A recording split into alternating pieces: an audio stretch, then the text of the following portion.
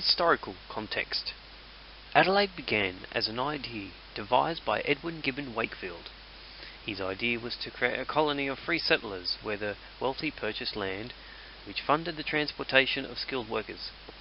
On political, social and cultural levels, this set Adelaide apart from other colonies within Australia. The design of the town plan was entrusted to Colonel Light, who created a town plan with a city surrounded by parklands. These parklands were considered to be a green belt used by people to promote health and well-being. The original town plan for Adelaide was designed with wide roads for use by horse and cart. The modern-day town plan. Adelaide has a network of roads and other transport infrastructure that is directed towards its city centre. As time progressed, the use of horse and cart diminished, whereby rail and boat became the main transport infrastructure, followed soon after by the motor car. Since the invention of the motor car and our increased dependence on them as a form of transport, more and more vehicles are required to access and pass through the city. The effect this has had on Adelaide parklands and squares is immense. The parklands which surround the city have been dissected into parcels in order to allow for increased vehicular access. Consequently, the parklands themselves are separated by roads. In an absurd attempt to reconcile the breakup of the parklands, a name and number have been attributed to each now separated parkland. Community activity. The parklands are used for various activities.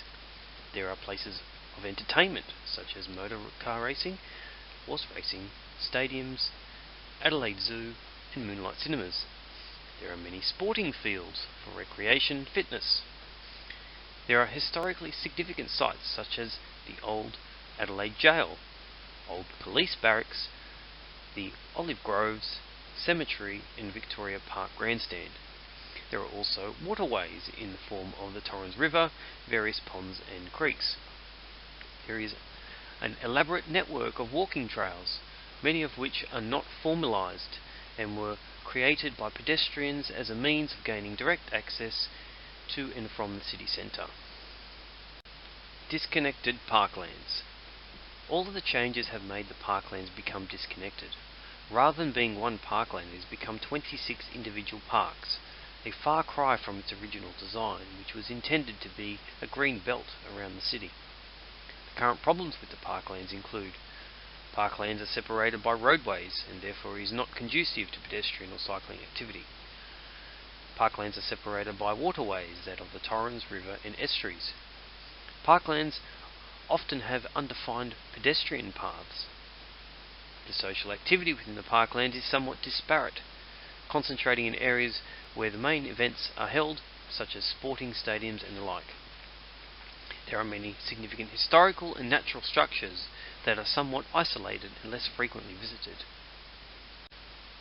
Proposed path to reconnect parklands. We believe that the parklands have never reached their full potential and are a fantastic source of natural beauty steeped in the ingenuity of our Australian history, which when connected would set a new standard in city living. Good design considers all aspects during the planning process.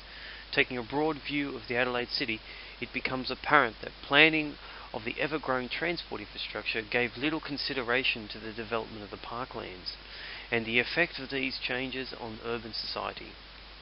It is time for the redevelopment of the parklands. Our vision for the Adelaide parklands is to reconnect them by way of underpass and overpass, develop a formal path, and at the same time reinvigorate areas of the parklands. An example of this being the south bank of the Torrens and pedestrian bridge.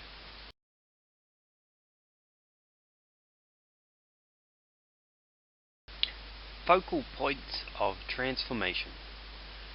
To address some of these problems, we have identified within the parkland areas of significance and places of interest that we believe would be enhanced by improving access to these places.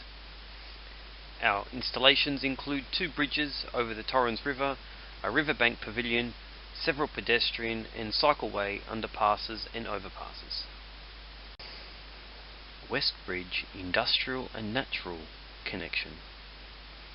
The West Bridge provides a reconnection between Parks 26 and 1, crossing over the River Torrens. Pedestrians and cyclists no longer need to leave the parklands to cross over the other side. The West Bridge gives a contextual connection between the industrial side on the west and the natural side on the east. It contains a viewing platform on the east side, open to interact with nature. The bridge glass wall facing the industrial side provides shielding from noise and pollution, but at the same time allows for observation and the experience of juxtaposition to the differing landscapes. Materials used are sympathetic to the identified use of each side of the bridge. East Bridge, re-establishing the environmental connection. The East Bridge provides a reconnection between Parks 9 and 11, crossing over the River Torrens. Bordering the parklands, pedestrians and cyclists can continue their travel within the parklands.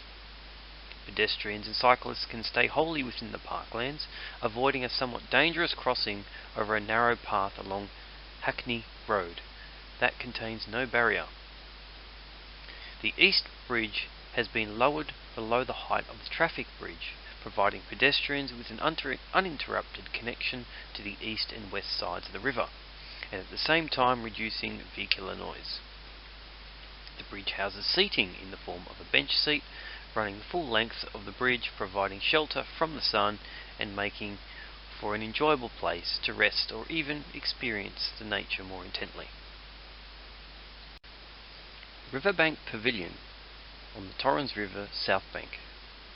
The purpose of the pavilion in the Riverbank precinct is to slow pedestrian traffic through this area.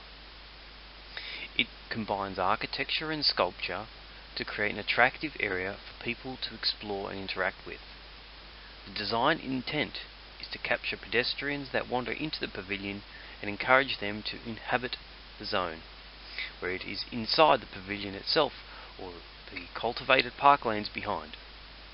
It is also to be used as a link between the east and west end of the city, and North Adelaide and the CBD, drawing people out of the city and into the surrounding parklands.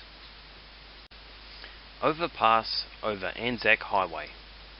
The Anzac Highway is one of the most travelled roads in Adelaide, and as such can feel slightly removed from nature. To contrast this high-traffic road, a large three-way land bridge will be constructed for pedestrians to cross the road with ease. The aim is to reduce the people's connection to the road and reconnect people to the parklands. Reconnecting the parklands. As a group, we have created a concept design, an ambitious vision to reconnect the now separated perimeter parklands of the town plan of Adelaide. This has been achieved through the design of bridges, underpasses, overpasses, and the reinvigoration of key parkland areas. This now concludes our presentation. We hope you enjoyed it.